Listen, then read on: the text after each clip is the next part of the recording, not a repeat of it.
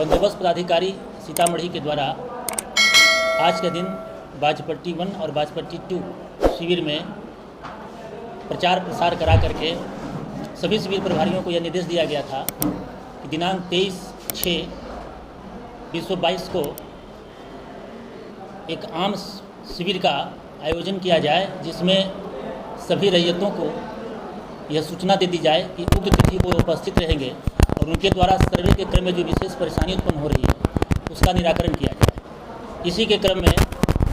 सभी रैयतों के द्वारा आज अपनी अपनी समस्याओं से अवगत कराया गया और यह उनकी जो समस्याएं हैं लिखित रूप में दी गई हैं। उन समस्याओं की समीक्षा की गई और प्रत्येक रैयत वार इसकी समीक्षा की गई। तो सभी जो आवेदन प्राप्त हुए हैं, इस एक आम समस्या ये है कि सभी समस्याएं तो मैं नहीं कहूँगा, लेकिन इसमें 90% समस्याएं ऐसी हैं जो अंचल कार्यालय से संबंधित हैं। जैसे किसी रैयत के द्वारा यह कहना कि हमारा आपसी बंटवारा नहीं हो रहा है, बंटवारा करा दिया जाए। तो बंटवारा कराने का कार्य एक सक्षम न्यायालय का होता है। उनको यह बताया गया है कि किस प्रकार से सक्षम न्यायालय में जाकर करके इसका निष्पादन कराएं, और यदि आपसी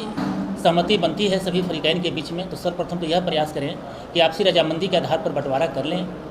और तब सर्वे में आपकी जो समस्याएं हैं उसका निराकरण होगा। बहुत सारे रैयतों की ऐसी ज़मीन है जो अतिक्रमण से आच्छादित है और उनके द्वारा कहा गया कि हमारे नाम से खाता खोल दिया जाए। तो उनको इस प्रकार का निर्देश दिया गया है कि यदि सरकारी ज़मीन में अतिक्रमण है तो आप अंचल अधिकारी के यहाँ वाद दायर करें और विशेष सर्वेक्षण अधिनियम एवं नियमावली के आलोक में बिहार सरकार की ज़मीन का खाता खोलने का प्रावधान है, इससे भी उनको अवगत कराया गया है। यदि बिहार सरकार की भूमि में उनको बंदोबस्ती पर्चा पूर्व से निर्गत है तो उसमें विधियोचित कार्रवाई की जाएगी। इसी प्रकार विशेष सर्वेक्षण के क्रम में बहुत सारे रैयतों का यह भी शिकायत आया कि अमीन के द्वारा प्लॉट पर नहीं पहुंचा जाता है। तो इस संबंध में जो संबंधित अमीन यहाँ उपस्थित है उनके द्वारा यह बताया गया कि मेरे द्वारा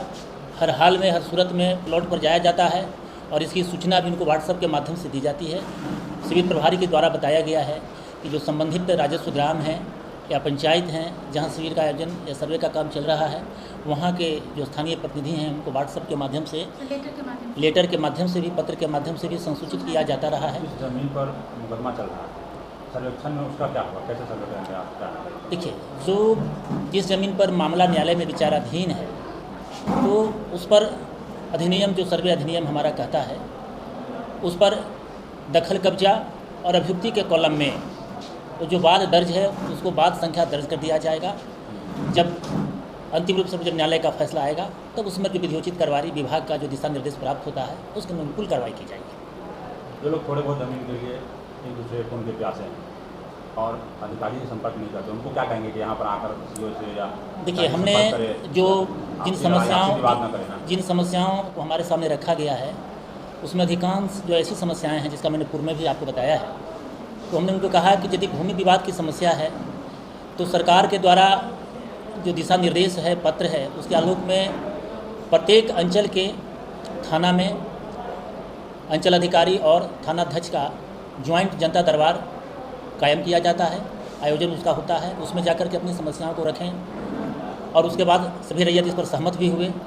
और जहाँ तक रेती ज़मीन का विवाद है, बहुत सारे मामले ऐसे भी आए हैं कि उनके रेती ज़मीन पर बलपूर्वक किन्हीं के द्वारा दबंग के द्वारा कब्जा कर लिया गया है। इस संबंध में उनको बताया गया कि इसके लिए जो सक्षम प्राधिकार है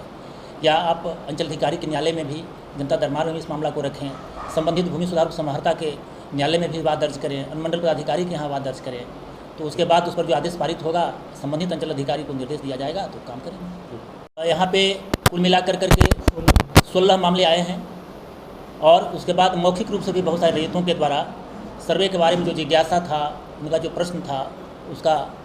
निराकरण किया गया। लिखित रूप में कुल मिलाकर के 16 मामले आए हैं और 16 मामलों को दर्ज कर लिया गया है। प्राप्त जानकारी के अनुसार सभी को सूचना नहीं हो पाई थी, सभी रैयतों को सूचना नहीं हो पाई थी, तो इसके बाद फिर कभी ऐसा मौका देंगे उन लोगों को? हाँ, इस संबंध में बंदोबस्त पदाधिकारी महोदय का जब भी दिशा निर्देश या पत्र निकलेगा और शिविर प्रभारी के द्वारा इस प्रकार से अवगत कराया जाएगा कि यहाँ पर इस प्रकार का आयोजन किया जाए,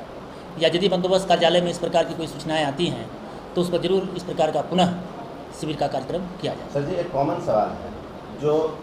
आदमी घर पे नहीं थे या प्लॉट पे नहीं थे, उनका सर्वे होकर चला गया, ये पहला चरण था, जो आपके हिसाब से पहला चरण था। अगर उनका सर्वे होकर चला गया, अगर वो जानना चाहते हैं कि मेरा ज़मीन कहाँ से कहाँ तक है, उसका क्या सीमांकन है, कैसे सर्वे हुआ, तो किनसे मिलेंगे जाके? ये संबंधित शिविर प्रभारी को इसमें पूर्व से ही दिशा निर्देश है। जहाँ भी शिविर प्रभारी हैं वो सक्षम प्राधिकार हैं, सर्वे के लिए उनको प्रतिनियुक्त किया गया है, नियुक्त किया गया है सरकार के द्वारा,